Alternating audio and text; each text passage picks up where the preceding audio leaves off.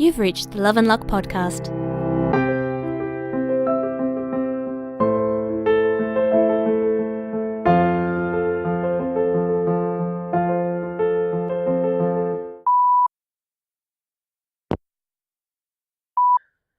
Hey babe, you're asleep and Victor's asleep and I probably should be trying to get to sleep, but I'm all wired and can't relax. Considering I am really wired though, I might play around with magic and see if I can get some kind of ward thing up and running like we talked about. I don't really know how I'll do that, but I'll experiment. Most of our magic is done with a sort of throwing our intentions and feelings around, right? So maybe it's as simple as throwing around intentions of protection and feelings of safety? But I guess I'll have to try routing them to the location somehow? Man, I don't know. Anyway, I'll go play with it and see what I can do. Love you. Hey, so whatever you did with the wards, I think they worked. The bar felt really different when I came downstairs today. Safer, warmer, tighter, as weird as that sounds. Kind of like something was wrapped around it. Victor noticed it too. He said that he doesn't feel as afraid today as he did yesterday. He's also smiling more easily today, and his body language is a bit more relaxed. When you get up, you'll have to tell me what you did. I bet we can strengthen it even more together. Hey, I miss you. It's another quiet night tonight. Not because there's a lack of people here. There's a few, actually, but there's not much for me to do for them. People are just hanging out. It's really nice, actually.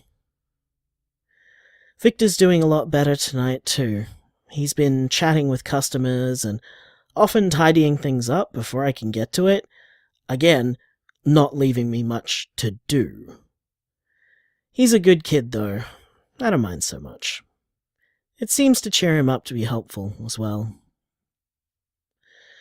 Those wards are definitely doing something good. People's shoulders seem to drop tension the moment they come inside now. Victor's smiling easily. Things feel like they're lightening up. Hope you're sleeping well, babe. I love you. So, annoyingly, 3 of our nice vintage teapots broke this morning. You know, the ones we use for group tea serves. So I'm going to have to go out and buy more, considering that's a popular order. I could just order some to be delivered to us, but we're down to only 1 group teapot, which, honestly, is not going to be enough to see us through the day, let alone the week. Victor's going to watch the bar while you sleep, and I do a quick op shop, or failing that, a Kmart run. I should be back by the time you get up. Love you. Hey, just got a great booking for next month. A zine fair. Should be a lot of fun to have something like that Southside for a change. Also, I'm really glad you bought those extra teapots, because literally all of them are in use at the moment. Who'd have thought tea would be so popular? Especially that fruity one you ordered from Tasmania. That's a big seller. Thought you'd be pleased to know that. So, I think I found another way to strengthen the wards this morning. Maybe. I remembered when I was a kid that Mama used to tie decorative knots in cord and hang them off the back of doorknobs, and she told me it was to keep the room or the house safe. So I thought maybe there was something to that? So I did a chain of knots on a bit of twine. Nothing fancy, but I figure the magic probably doesn't mind if it's not complex macrame, right? It's just a physical thing representing something ethereal. So, like, it probably doesn't matter if it's not super pretty or whatever. So I was trying to, like, put all those feelings of safety and protection into each knot. Then, when I was done, I hung that on the inside doorknob of the bar. I guess we'll see later if it made much of a difference. This preventative magic stuff is a bit like art or something, huh? You kinda have to sleep on it to get any perspective on whether or not it worked out well. Anyway, I love you. I'll see you when you get up. Hey, I think your knotted string is being pretty damn effective. Lots of people tonight are telling me how welcome and happy they feel here. Like, almost everyone who's come in has said that. I know you heard that from a fair few customers today as well, so yeah. Good job, String Witch Boyfriend.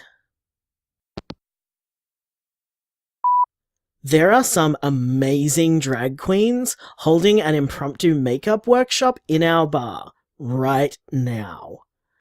I love our bar. I love our community. I love us. This is literally my favorite place on earth. I can't believe you didn't wake me up for the drag queen makeup workshop. So cruel. I could have been getting covered in glitter instead of snoring away in bed. Next time, definitely wake me if there's drag awesomeness happening downstairs, okay? Hey, so Victor's dad came back this morning, but he didn't come inside. He stood outside the bar. We could see him through the window. He just stared at the bar for ages. Like he wanted to come in, but he couldn't bring himself to do it. I thought he'd go away after a few minutes, but he didn't. And I was thinking, well, we made our wards to protect the bar and the people in it, but they aren't designed to send people who wish us harm away or anything. Just because he couldn't come in didn't mean he was motivated to leave. So I just prodded a little. Magically, I mean. Encouraged him to let this go and leave. And he did. He just walked away. Victor's a little shaken up by it, even though his dad didn't come inside, which is understandable. But he says he feels safe here, so that's good. I think we should try and tweak the wards to send away bad intentions as much as keep them out. But other than that, we did it. We protected our turf and our people. And we did it without any harm coming to anyone. Victor's dad might come back, but I feel pretty sure that he won't be able to come after Victor anymore. I think we're all going to be okay.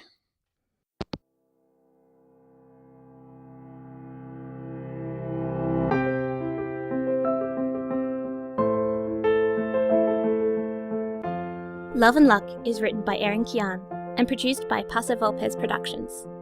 Kane is voiced by Lee Davis Thalborn. Jason is voiced by Erin Kian. Credits spoken by Rosalind Quinn. Recorded by Kermie Braden. For more information about Love and Luck, check out our website, loveandluckpodcast.com. You can also find us on Facebook as Love and Luck Podcast, and follow us on Twitter at Love Luck Podcast.